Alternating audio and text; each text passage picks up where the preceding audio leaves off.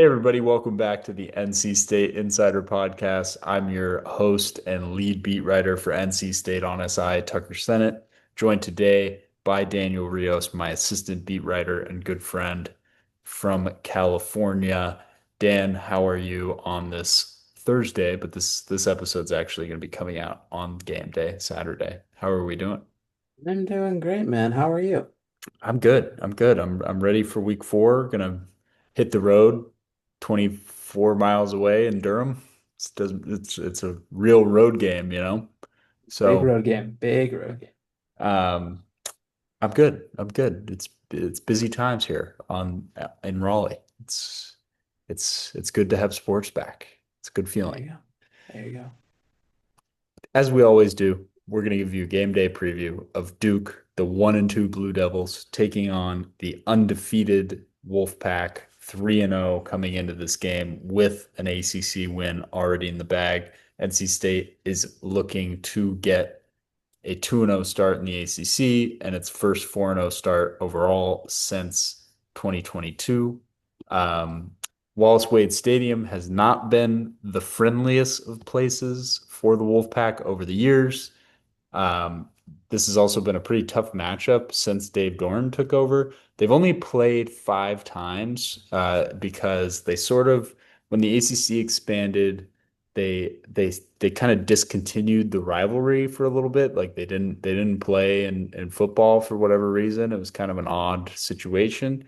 It's back now. They've now played. I think this will be the third straight year and the fifth since 2020. So they're definitely bringing this rivalry back. They're putting more of an emphasis on the Big Four Tobacco Road rivalry. So we will get this matchup more and more in the coming seasons. As we always do, we're going to give you some stat predictions for the game. Dan, why don't we let you start with your stat predictions for NC State and Duke? Okay, so we're gonna start with the NC State offense. Okay, we're gonna a little crazy. Or do you want me to do scores first, or want me to do No, no, like no. just Scores last. scores last? Scores last. Okay. So like you mentioned, this team has struggled against Duke recently, especially in the Dave Dorn era. And just kind of looking at it. I think it's safe to say now that CJ Bailey gets above 200 yards. I think just how he's been playing this year. I think that's kind of where I'm going to go with him. I think he's going to get 200 yards, two passing touchdowns. I think if I look at it from a scale of what's happened to this Duke team, Jake Retzloff had a pretty good day against them. He ran for four times, but still, throwing the ball looked fine. Luke Altmaier of Illinois had three touchdowns and 296 yards. I'm pretty sure was his final stat line. And if I were just looking at the quarterback scope from a country, just kind of look at the country's quarterbacks, I value, CJ Bailey better than those two players, respectively.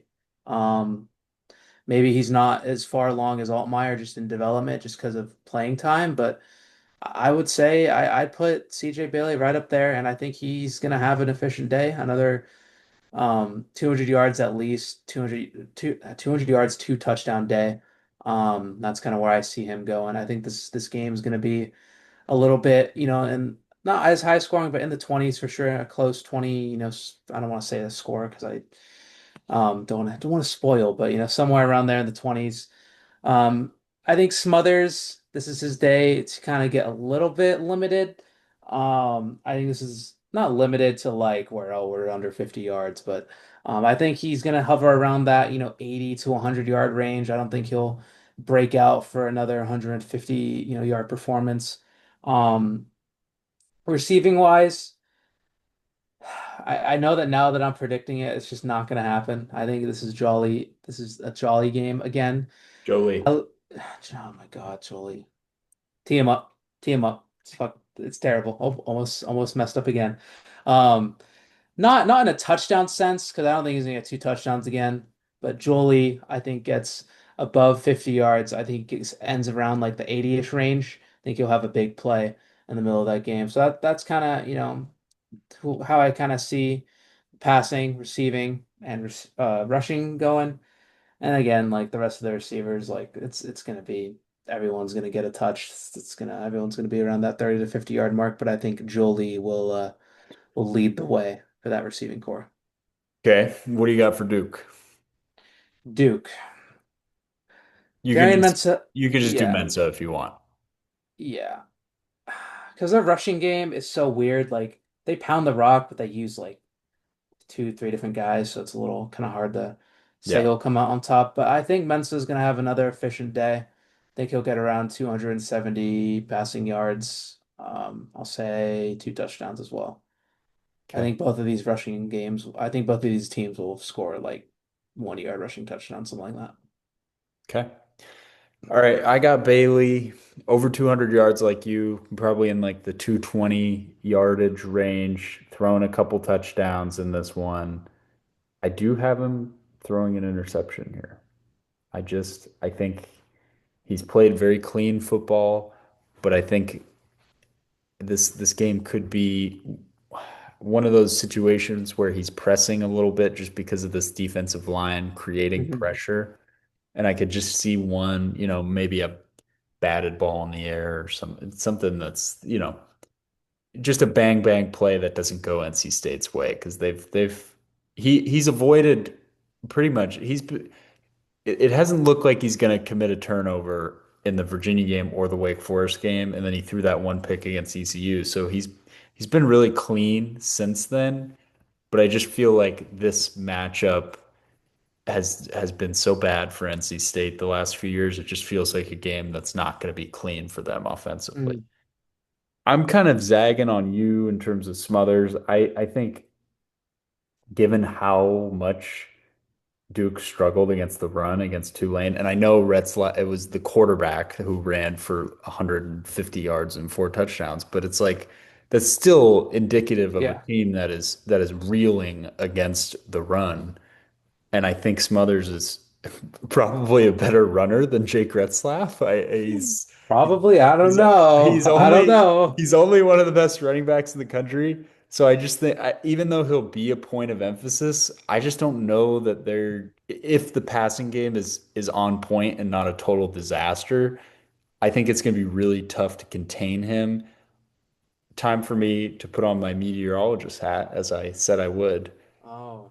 It's going to be 83 degrees at kickoff at 4 p.m., that's pretty toasty. And the temp has been dropping here in the afternoon and evening, but that's pretty warm considering how late this game kicks off, and it's going to be humid like it always is.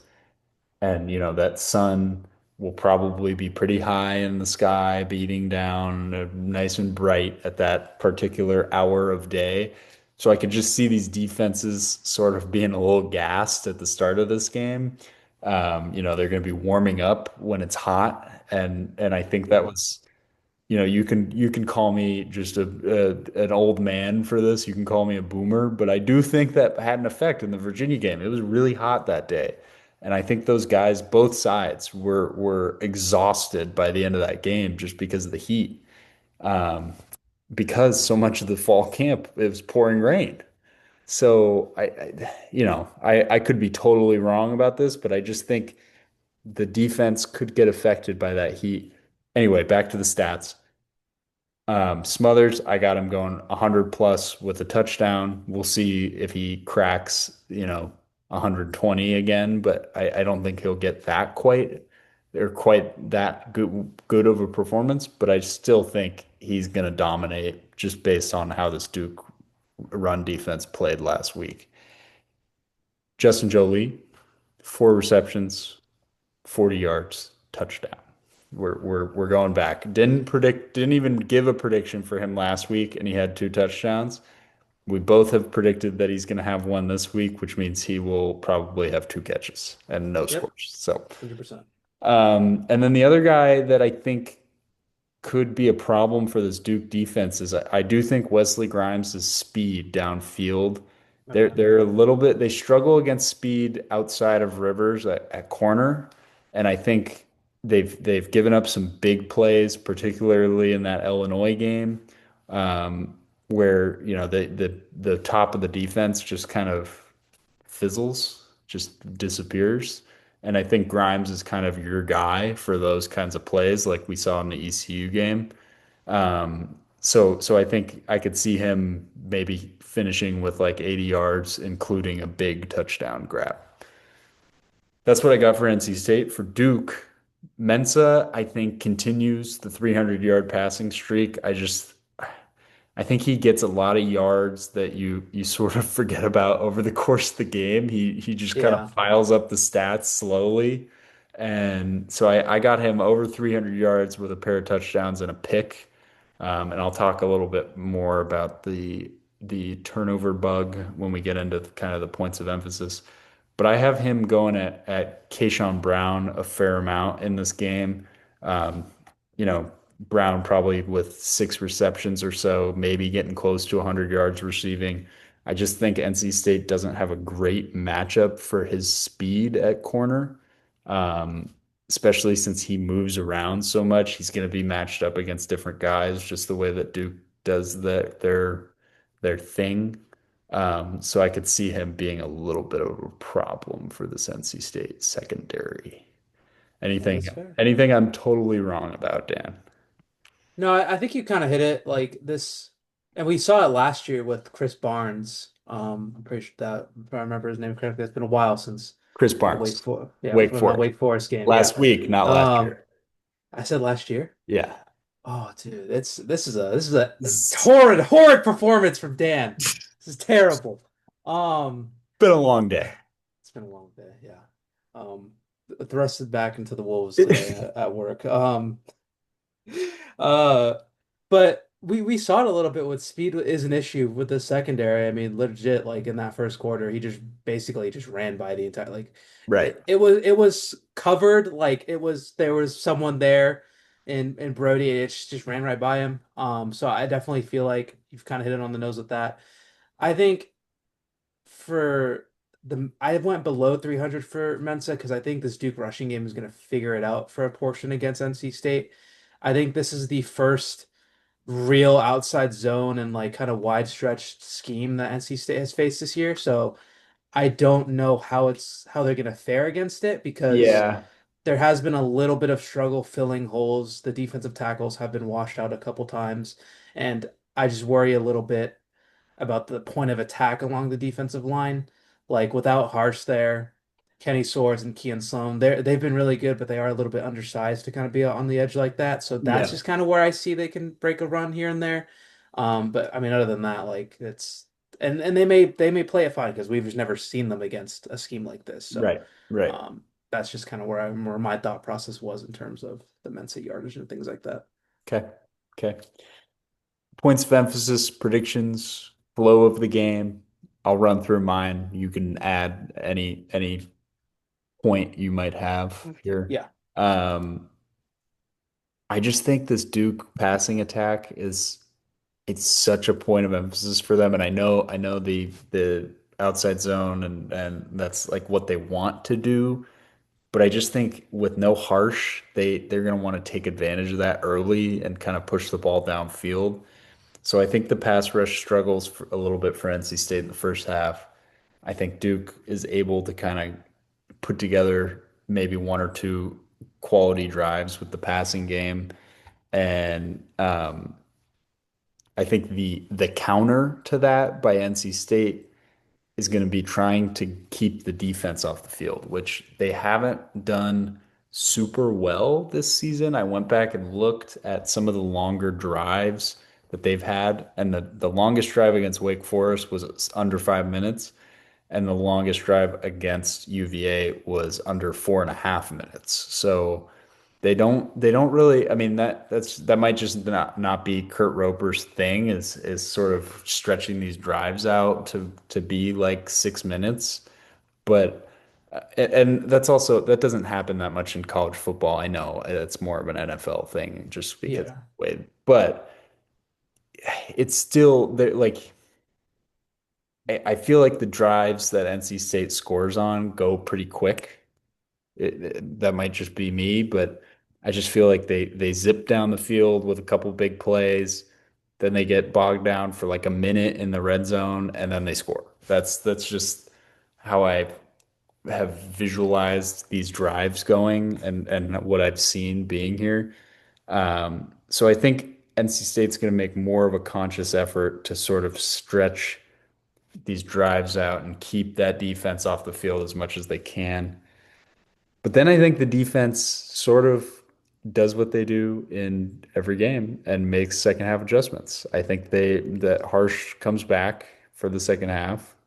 I think they get those reinforcements and they're able to keep Mensa contained. Dan's laughing about Oh, something. sorry. Dan's losing it. Someone I just think, came into my room, so yeah, what are you gonna do? of course, it happens. It Yeah, happens.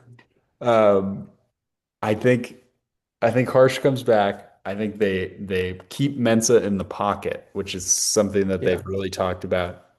They want to dictate the pocket. They don't want to let Duke move the pocket at all. Um, so I think they're going to be able to sort of generate that defensively, and they frustrate Duke in the second half. And I think at the end of the day, it's going to come down to Duke still having that turnover bug. I really don't think that that's something you just get rid of in a week, especially with a quarterback like Mensa and an offense that throws the ball so much. And I know part of that is just because they've been playing from behind, but still, I don't see them being able to just immediately play turnover-free football or mistake-free football. And Manny Diaz has talked about like they're the architect of their own losses. That doesn't flip in one week. It takes yeah, time to fix those things. They might be better in that regard, but I just don't think that overnight that's gonna go away. So I think NC State will probably take advantage of that while it's still kind of on their mind and an issue. It could even be a mental thing at this point for Duke. So that's a big swing in the game for me, and that's going to lead to my score prediction.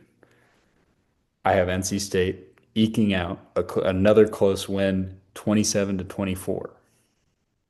okay, there you go. Anything I missed? I don't think you really missed on anything. I want to go. I just think that it's if NC State's able to control the pocket, like you mentioned, because like I mentioned in the last episode, Duke really loves to move the pocket for Mensa to make it more of Right. a just an easier read for him. If they can force Mensa to be a pocket passer, like I just don't see how this Duke offense like moves. And I Okay. could be wrong about that. It could backfire, but I especially in just all the games I've watched in the tape, I just this team doesn't move the ball when Mensa's just taking a normal three-step drop and making a throw down the field. It has obviously because it's gonna happen, but it's just not as efficient. It's just not the same when he's on the move. So I think, you know, you're kind of right. You're if this defense can do that, it should be fine. Um, do you want me just to do my prediction, I guess, right now? Sure. Sure. Screw it. What are we gonna do? Do it. Um, so I think, on the road in a rowdy environment, like Duke potentially will be. I don't know. It's just still speaking to me as a loss. I think this is the first loss of the season. I think until I'm proven wrong, this defense hasn't played a complete game. And I just think against a team like Duke and an environment that will be had, I think it's just going to be too much to come back from. If they do find themselves down like 14, 17-0 like they have. So I'm not gonna say it's gonna happen. But I haven't seen a complete game from this defense, so I'm gonna say that this team is gonna lose 27 to 20 on the road in Duke. That's kind of where I see it happening. I think it's gonna be a little bit of a fake comeback situation where like, oh, they like the past couple of weeks we've seen it where it's like, oh, they got that stop. Now let's see if the offense can tie it up, just things like that. I just don't think the defense or the offense will get that necessary score or necessary stop when they really need it to make it a game again. Okay. All right. Dan's going with a loss. Wow. I'm First loss of the season a little projected. surprised, little surprised. Well, I'll give my worst case scenario for the game, and since Dan already picked a loss, he's welcome to do that, but I don't even think he really needs to. Um, I think the offensive line for NC State could get overwhelmed by this pass rush and Williams and the other what's Anthony is able to sort of get things going. And they sort of force Bailey into pressing a lot and he Yeah. turns the ball over and this NC State offense sort of falls apart in that game. My bold prediction for the game overall, I think the quarterbacks will combine for 3+ turnovers. Okay. That's bold. Yeah. I think Okay. this there's a world where this becomes a shootout and then these guys are just firing down the field. Yeah. You know? Yeah. So I just throwing that out there. I could be wrong, though they probably will play a completely clean game and it'll be low scoring now that I say that. But you never know. You never know. Anything you want to add? Actually, what's your bold prediction before we go? My bold prediction.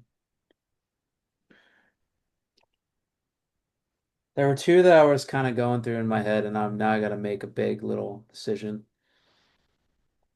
I think that this, see, and now I don't even want to say it because I just know like the first 10 minutes it's gonna be wrong, and you're gonna text me like, "Nice bold prediction, Dad." Um, I think this Uh, game legit goes like, it's gonna be so low scoring in the first half. I generally like see it going like 7-3 at halftime or something like that. Maybe even like 3-3, like something like low like that. it'll be 14 nothing Exactly, exactly. before you blink. But for That's some just guaranteed. for some reason, I just feel like it's gonna be a defensive battle in the It's first half, and then it'll start like Georgia and Tennessee started last weekend where it's like Tennessee comes down, big play, boom, 7 uh, nothing. Georgia's rattled. Georgia comes down, boom, score. Tennessee comes back, if it score. happens like that, I'll be so sad. But my other one is that Bailey doesn't get over 200 yards, which I don't think is that bold, but that was my Wow. other one. Okay. So It's pretty bold. we I mean, could. yeah, he only threw 201 against Wake Forest, but that was But more not like 199. Like I won't take a win there. Like if it was like 170 or something like that, like something lower than we expect. okay. Because you mentioned it, this Duke defense hasn't looked good against the run sometimes. They haven't looked good against the pass at times. Like it's just it kind of depends what happens. So Yeah. we'll see. Yeah.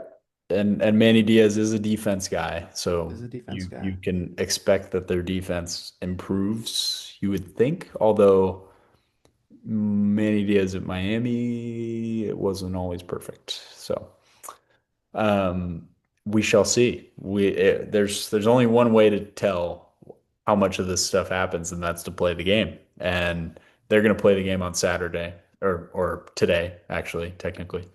And you're going to watch the game and you're going to Oh my report God. back to us about our predictions. You can message us, you can tag us on Twitter. You can also read what we post on our Twitter because there's lots of good stuff.